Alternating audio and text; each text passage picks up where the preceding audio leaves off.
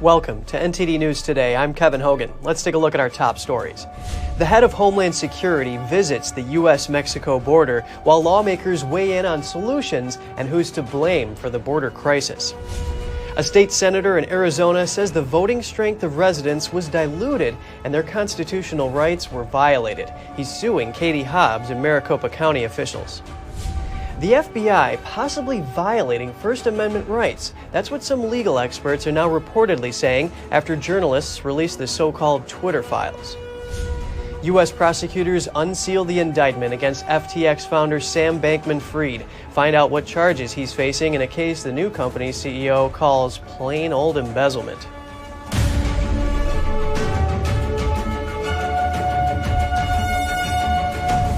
Department of Homeland Security head Alejandro Mayorkas visited the U.S.-Mexico border yesterday. His stop comes as House Republicans want to impeach him over the border crisis. NTD's Jessica Beatty reports. DHS Secretary Alejandro Mayorkas visited Border Patrol agents in El Paso, Texas, Tuesday. At the same time, a group of House Republicans called for Mayorkas to be impeached over the border crisis. He has no plan to deport the more than 1 million people who have active deportation orders in our country. He has no plan to secure the border. Congressman Andy Biggs said the law is clear. Illegal immigrants should be detained. He accused Mayorkas of instead releasing more than 1 million illegal border crossers into the country. Most of these released illegal aliens will never be heard from again. We don't know where they are, what they're doing. That's unacceptable. The 2022 fiscal year had a record high number of encounters with illegal border crossers, over 2,300,000. We reached out to DHS for comment, but didn't immediately hear back.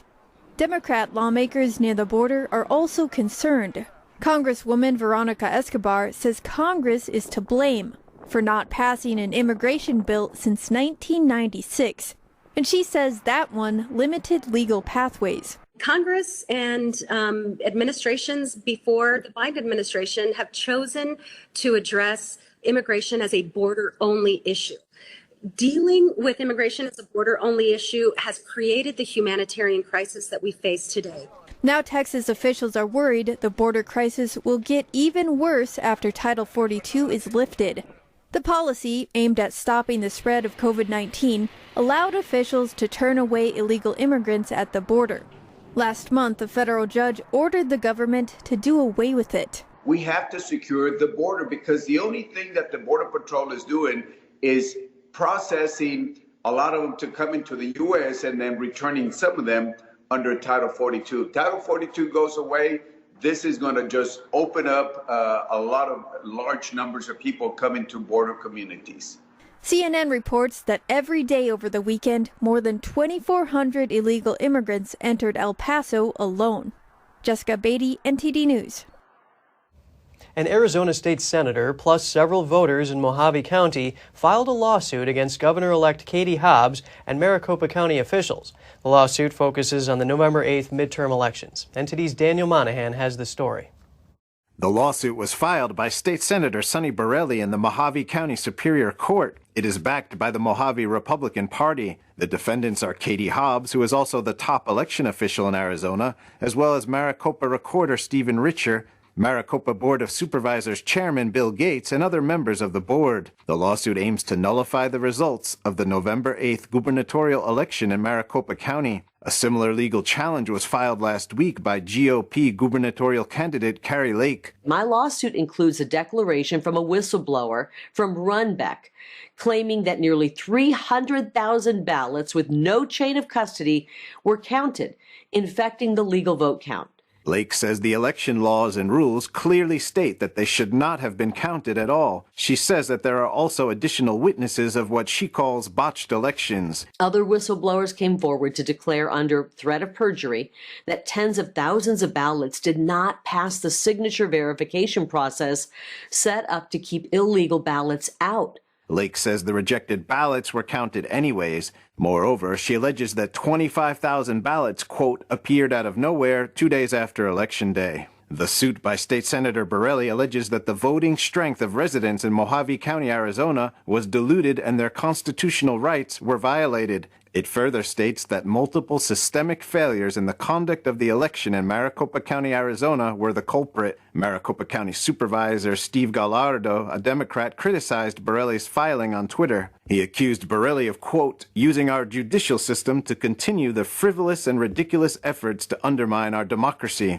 He says the lawsuit is, in his words, wasting the taxpayers' dollars and the court's time on unfounded conspiracy. Meanwhile, Katie Hobbs wrote on Twitter yesterday that, quote, in this election, we chose solving our problems over conspiracy theories and sanity over chaos. Daniel Monahan, NTD News. Next, we get some analysis on yesterday's hearing over Arizona gubernatorial candidate Kari Lake's election lawsuit. The filing is asking the judge to declare Lake the winner over Governor-elect Katie Hobbs, or at least order a recount in Maricopa County, where Lake claims voters were disenfranchised. Joining us now is Epoch Times contributor and former senior advisor and counsel to President Donald Trump, Jenna Ellis. It's a pleasure speaking with you today, Jenna. Great to join you. Thank you. A two-day trial has been agreed upon over Lake's election lawsuit. A lawyer representing the Secretary of State's office said pushing this back any further will threaten the transition of power right after New Year's. What can we expect from this trial, and do you think 2 days is enough time?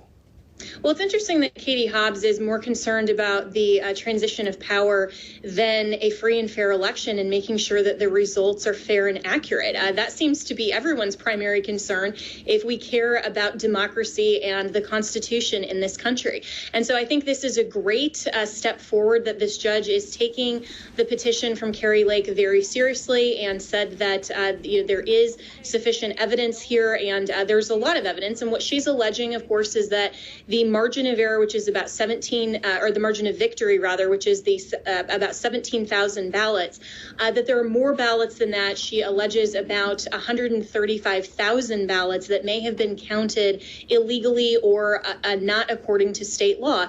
And so for a two-day trial in this very short time frame, at least she's getting a trial on the merits. Regardless of whether or not that's exactly enough time or the judge ultimately ends up extending that time frame, if there needs to be more presentation of evidence or additional arguments, 2 days, in my view, is at least a huge threshold victory.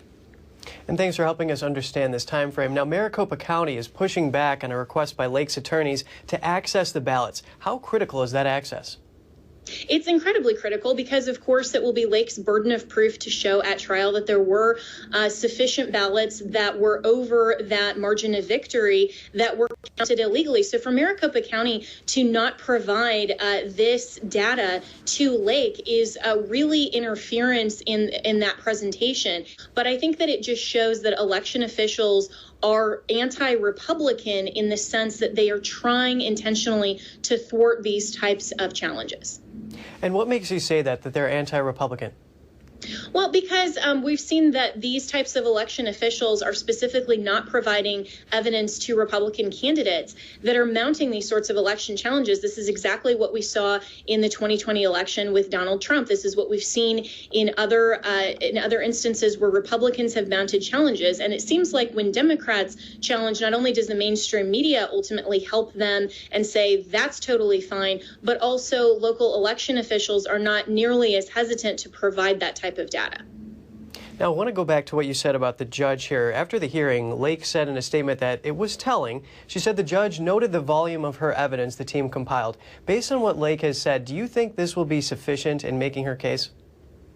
Well, it all depends on what she can present at trial, and based just on the petition with saying that there was faulty signature matching on envelopes and other issues with at least 135,000 ballots, if she can show even anywhere close to that number of ballots, then that rises above the level of the margin of victory for Hobbs. And so what the remedy would actually be, that ultimately is a question that I'm very interested in to see if the judge handles that in terms of providing a process for a new election, which is what Kari Lake has suggested, or how they would proceed if she ultimately does show at trial and fulfills that burden of proof and shows that there were more ballots counted illegally than the margin of victory.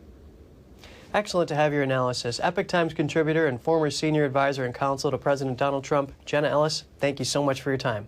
Thank you. U.S. prosecutors unsealed the indictment against founder and former CEO of FTX Sam Bankman-Fried yesterday. Charges include wire fraud, conspiracy, and violating campaign finance laws. NTD's Jeremy Sandberg tells us more about the ongoing investigation. This is one of the biggest financial frauds in American history. The U.S. Attorney for the Southern District of New York, Damian Williams, revealed the contents of the indictment against Bankman-Fried on Tuesday. 8 criminal counts including wire fraud, conspiracy, and campaign finance violations. He accused Bankman-Fried and co-conspirators of stealing billions of dollars from customers and using that money for personal benefit and investments, as well as to cover expenses and debts of FTX's investment arm Alameda Research. He says Bankman-Fried lied to Alameda lenders about the source of the money used to pay those debts and deceived FTX investors by sending billions of dollars in FTX customer money to Alameda. We charge that Bankman-Fried violated federal campaign finance laws by causing tens of millions of dollars in illegal campaign contributions to be made to candidates and committees. Williams says the contributions were disguised to look like they were coming from wealthy co-conspirators, when in fact they were funded by Alameda Research with stolen customer money. Bankman-Fried was the second largest individual donor to the Democratic Party in this year's election cycle after George Soros. He provided Democrats with around $40 million. Prosecutors allege that Bankman-Fried made donations to campaigns under other people's names. That allowed him to illegally donate far above the $25,000 set by U.S. campaign finance laws. Williams encouraged anyone who participated in wrongdoing at FTX or Alameda Research to come forward. To any person, entity, or political campaign that has received stolen customer money, we ask that you work with us to return that money to the innocent victims. Come see us before we come see you. Bankman-Fried contributed at least $5 million to President Biden's 2020 campaign. This case is about fraud. Fraud is fraud. It does not matter the complexity of the investment scheme. It does not matter the amount of money involved.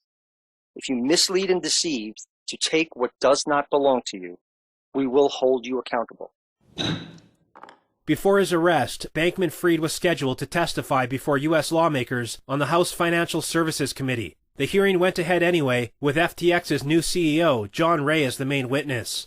Ray is a longtime corporate restructuring expert with 40 years of experience. He says the situation at FTX was worse than what he found at Enron 2 decades ago. Enron was one of the biggest corporate frauds in U.S. history. The FTX group's collapse appears to stem from absolute concentration of control in the hands of a small group of grossly inexperienced and unsophisticated individuals who failed to implement virtually any of the systems or controls that are necessary for a company entrusted with other people's money or assets. Ray was tapped to lead the defunct exchange last month and oversee the bankruptcy. He told members of Congress that FTX lost $8 billion of client money.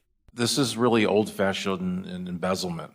Bankman-Fried appeared at the Bahamas Magistrates Court in Nassau on Tuesday. He told the court he would fight extradition to the United States. The judge denied his request for bail and sent him to a local correctional facility instead, citing a great risk of flight. Bankman-Fried faces a maximum sentence of 115 years in prison if convicted on all 8 counts.